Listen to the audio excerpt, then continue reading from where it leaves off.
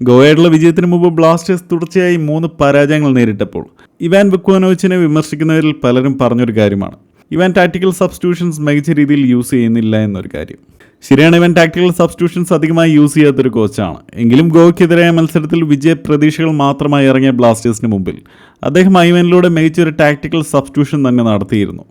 അതിനെക്കുറിച്ചാണ് നമ്മളിന്ന് ഡിസ്കസ് ചെയ്യാൻ പോകുന്നത്. അപ്പോൾ എല്ലാവർക്കും സ്പോർട്സ് സ്റ്റഫിലേക്ക് ഒരിക്കൽ കൂടി സ്വാഗതം. ആദ്യം തന്നെ എന്താണ് ഈ ടാക്ടിക്കൽ സബ്സ്റ്റിറ്റ്യൂഷൻ എന്ന് നോക്കിയാൽ, ഒരു പൊസിഷനിൽ നിന്ന് നമ്മളൊരു പ്ലെയറെ പിൻവലിക്കുകയാണെങ്കിൽ ആ പൊസിഷനിലേക്ക് തന്നെ മറ്റൊരു പ്ലെയറെ റീപ്ലേസ് ചെയ്യുന്നത് നോർമൽ സബ്സ്റ്റിറ്റ്യൂഷനായി നമുക്ക് കണക്കാക്കാം. അതായത് മിഡ്ഫീൽഡിൽ ഒരു വീക്കായി കളിക്കുന്ന സെൻട്രൽ മിഡ്ഫീൽഡറെ പിൻവലിച്ചുകൊണ്ട് മറ്റൊരു സെൻട്രൽ മിഡ്ഫീൽഡറെ ഇറക്കുന്നതോ, അല്ലെങ്കിൽ ഫോർവേഡിൽ ഗോൾ സ്കോർ ചെയ്യാതെ നിൽക്കുന്ന സ്ട്രൈക്കറെ പിൻവലിച്ചുകൊണ്ട് മറ്റൊരു സ്ട്രൈക്കറെ ഇറക്കുന്നതോ ഒക്കെ കോച്ചസ് നടത്തുന്ന നോർമൽ സബ്സ്റ്റിറ്റ്യൂഷനുകളാണ്. എന്നാൽ ടാക്ടിക്കൽ സബ്സ്റ്റിറ്റ്യൂഷൻസ് ടീമിൻ്റെ സ്ട്രക്ചറിലും ഫോർമേഷനിലും അടക്കം പലപ്പോഴും മാറ്റം വരുത്തിയേക്കാം.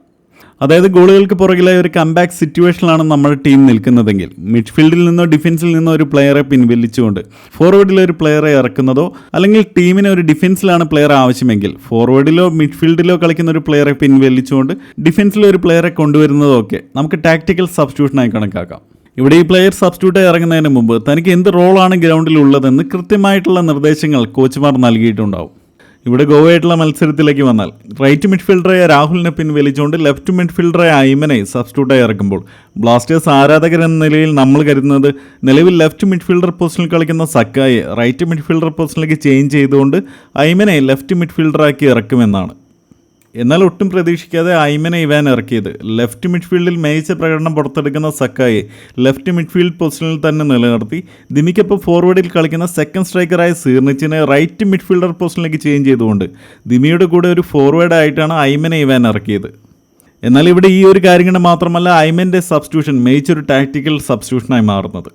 ഇവിടെ ഇവൻ ഐമനിലൂടെ നടപ്പാക്കിയത് കളിയുടെ സെക്കൻഡ് ഹാഫിൽ ലെഫ്റ്റ് മിഡ്ഫീൽഡറായ സക്കായിലൂടെ ബ്ലാസ്റ്റേഴ്സ് കൂടുതൽ മികച്ച അറ്റാക്കിംഗ് നടത്തിക്കൊണ്ടിരിക്കുന്ന ലെഫ്റ്റ് ഫ്ലാങ്ക് ഏരിയയിൽ സക്കായിക്ക് ഒരു സപ്പോർട്ടായി ഐമനെ ഫോർവേഡിൽ കൊണ്ടുവരിക എന്ന കാര്യമാണ്.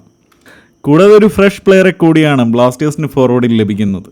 ഈ മത്സരത്തിൽ വിജയത്തിൽ കുറഞ്ഞൊന്നും പ്രതീക്ഷിക്കാത്ത ഇവാൻ ഐമനിലൂടെ നടപ്പാക്കിയ അറ്റാക്കിംഗ് രീതി എന്തെന്നാൽ, സെക്കൻഡ് ഹാഫിൽ ബ്ലാസ്റ്റേഴ്സ് സക്കായി, നവോച്ച, ദിമി തുടങ്ങിയ പ്ലേയേഴ്സിലൂടെ കൂടുതൽ അറ്റാക്കിംഗ് നടത്തി ഗോവയുടെ ഒരു വീക്ക് സ്പോട്ടായി മാറിയിട്ടുള്ള അവരുടെ ഡിഫൻസീവ് തേർഡിലെ റൈറ്റ് ഫ്ലാങ്ക് ഏരിയയിൽ ഗോവയുടെ സെൻട്രൽ മിഡ്ഫീൽഡറായ കാൾ, സെൻട്രൽ ബാക്കായ ഒഡേ, റൈറ്റ് ബാക്കായ സെർട്ടൻ ഫെർണാണ്ടസ് എന്നീ പ്ലേയേഴ്സിനെതിരെ ബ്ലാസ്റ്റേഴ്സിൻ്റെ ഐമനെ കൂടി കൊണ്ടുവരികയാണ് ചെയ്തത്.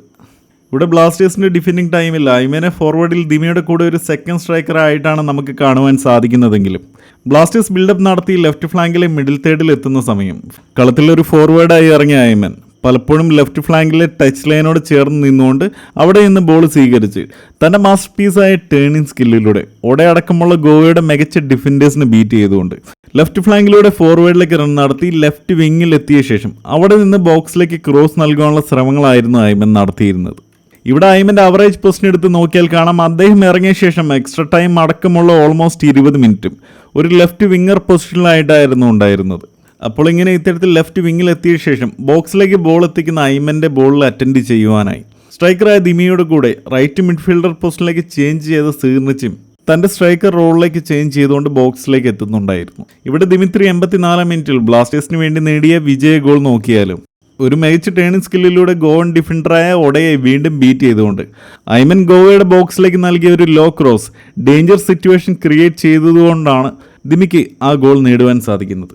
എന്തായാലും ഇത്തരത്തിലുള്ള പ്രഷർ സിറ്റുവേഷനിലല്ലാത്തപ്പോഴും ടീമിന് വേണ്ടി മികച്ച ടാക്ടിക്കൽ സബ്സ്റ്റിറ്റ്യൂഷൻസ് ഇവാൻ നടത്തേണ്ടതുണ്ട്. എങ്കിലും ഇത്തരത്തിലുള്ള സബ്സ്റ്റിറ്റ്യൂഷൻ നടത്തുവാനാണെങ്കിലും ഐമനെ, അസറിനെ പോലുള്ള മികച്ച പ്ലേയേഴ്സ് സബ്സ്റ്റിറ്റ്യൂട്ട് ബെഞ്ചിലും ആവശ്യമാണ്. എന്തായാലും ഇത്തരത്തിലുള്ള മികച്ച ടാക്ടിക്കൽ സബ്സ്റ്റിറ്റ്യൂഷൻസ് വരും മത്സരങ്ങളിൽ നമുക്ക് ഇവാൻ്റെ ഭാഗത്ത് നിന്ന് പ്രതീക്ഷിക്കാം. ഈ വീഡിയോ വളരെ ക്വിക്കായിട്ട് ചെയ്ത ഒരു ഷോർട്ട് കണ്ടന്റ് ആണ്. ഇത്തരത്തിലുള്ള ഷോർട്ട് കണ്ടന്റിലും നിങ്ങളുടെ സപ്പോർട്ട് ഞാൻ പ്രതീക്ഷിക്കുന്നു. മികച്ചൊരു ടാക്ടിക്കൽ അനാലിസിസുമായി ഇന്നത്തെ ബ്ലാസ്റ്റേഴ്സിൻ്റെ മത്സരശേഷം ഞാൻ നിങ്ങളോടൊപ്പം ഉണ്ടാവും.